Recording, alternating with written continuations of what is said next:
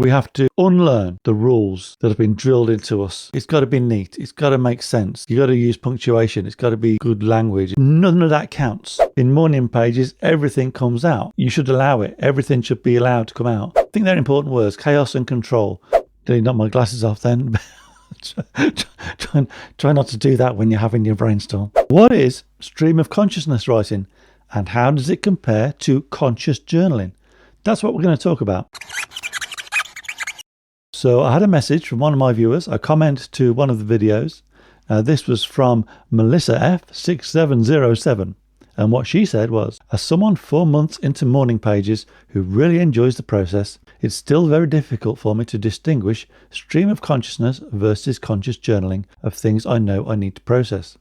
Perhaps you've already done a video on this, but I think many people on Artist's Way message boards have a difficult time with this, and some say they do a mix of both conscious and stream of consciousness. I feel like stream of consciousness is a skill that one learns, but I'm not sure. Maybe I and many others are overthinking this. Well, Melissa F6707, you are absolutely right. I think stream of consciousness writing is a skill that we have to learn. It's not easy because it's not something we generally allowed to do or allow ourselves to do. And I think the key difference between stream of consciousness writing and conscious journaling of things we know we need to process is the pause, the hesitation. Stream of consciousness writing for me is just flows from the mind onto the page. Now, as I've said before, I've been doing this a long time, so I'm kind of used to it. But it is a practice, and if you're new to morning pages or this kind of writing, it is something you're going to have to allow yourself the time to learn. And I would say, try not to get frustrated. Don't try and rush it. It is a skill. And maybe if you're struggling with it, try doing it in short bursts. So obviously, morning pages, Julia Cameron, she says 3 sides of whether it's A4 or letter size or A5, whatever you want to do. That might be too much when you're first starting out doing your morning pages. So just do 1 side or 5 minutes or 2 minutes or something like that, because we don't want to get discouraged. We do need to develop the skill because it does have its rewards, and I think it would also feed into your more conscious journaling. And it may be that in your stream of consciousness writing of morning pages, or whenever you choose to write them, you actually get your processing done. For me, I would think conscious journaling is more of keeping a record. I might be splitting hairs. Does it matter? I don't know. Journaling is, for me, would be keeping a record of events, of feelings and thoughts. Processing, I don't know so much. I think you could do a stream of consciousness, fast-paced morning pages type writing, and from that pick out the things that you need to process. I think I think the difference is time, the pause between what's here and I'm doing this. So when I'm writing my morning pages, I'll be writing something down, and the next thing queued up will be back here somewhere in my mind, and I'll just let it come to the front, and that's what I'll write about next. If there isn't anything there, if I'm not sure, then I'll write, so what else? And something else generally comes along by the time I've finished writing the little question mark, when I've written, so what else?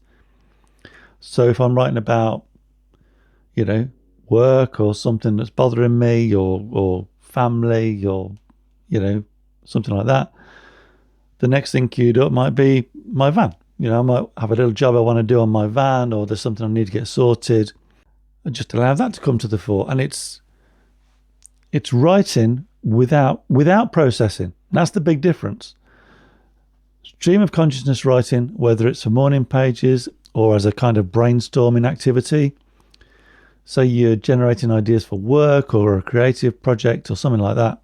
Brainstorming is kind of just allowing, let's use the storm analogy here, the lightning bolts to come out.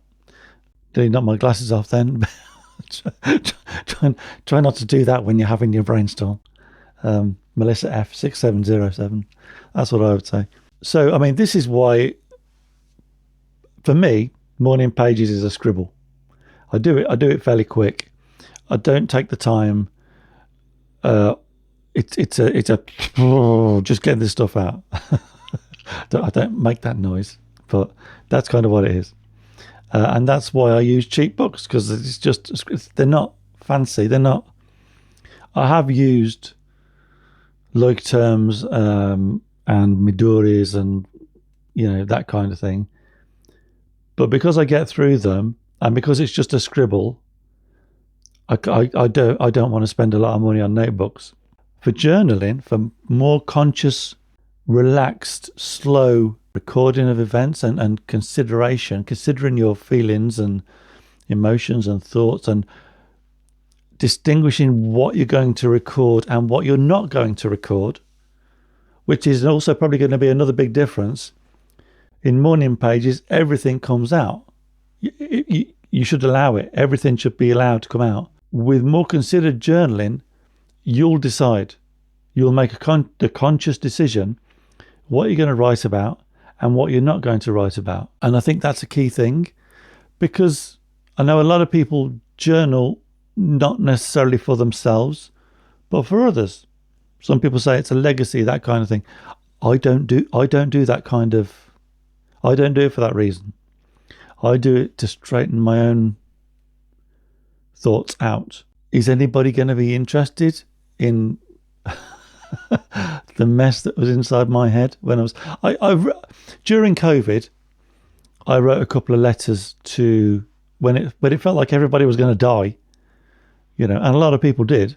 I wrote letters to my kids and my wife, and put them in an envelope, and to be opened in the event of my death, kind of thing. Sounds a bit grim when you say it. That's the only kind of. I don't do journaling as a legacy. I do it for my own processing and development, awareness, self-awareness. But I wrote those letters, and I guess now they kind of need updating, because doesn't COVID feel like a long time ago now? Maybe not if you lost someone during it because of it. But I told them, I told them how I was proud of them, what I thought of them, and like left a little. I don't know why I'm smiling. Like a little will, I suppose, who I would leave things to. It just felt like something I had to do at the time. But yeah, stream of consciousness versus consciousness. I think it's the speed. It's what you're allowed to come onto the page with no filter. Don't filter it. Allow anything. Use any kind of language. If you're not the kind of person who uses cuss words, as my friend Aaron would say. You're right, Aaron. He's not watching. If you're the kind of person who uses cuss words or doesn't use them, if you want to, allow yourself to use them in your morning pages, in your stream of consciousness writing that no one else is going to see. Just a reminder at this point to check out the channel memberships. I don't like putting too many ads in the videos, and one way to support the channel is to take out a membership. You can get members only ad-free videos, so check them out. So if we're also going to think about stream of consciousness versus conscious journaling, and how we might talk about a brainstorm and brain dump. There are other terms that are used for similar processes. I think there's some crossover. So stream of consciousness, it kind of is a brainstorm, but I think you can brainstorm and pause to think about what you want to brainstorm. The key thing with morning pages and stream of consciousness writing is you don't stop. It just comes out. It's a stream. A stream doesn't stop running unless there's a drought, I suppose. You might have a drought, but just try and keep going. A brain dump could be just a list of stuff. There's a guy called Struthless, does some great videos. He's covered this and how it changed his life. This just getting stuff out of your mind onto the paper. A brainstorm is more haphazard, I think. And there's a certain chaos. That it would be a key word. I think there's a certain chaos to stream of consciousness and brainstorm, whereas a brain dump can be more controlled.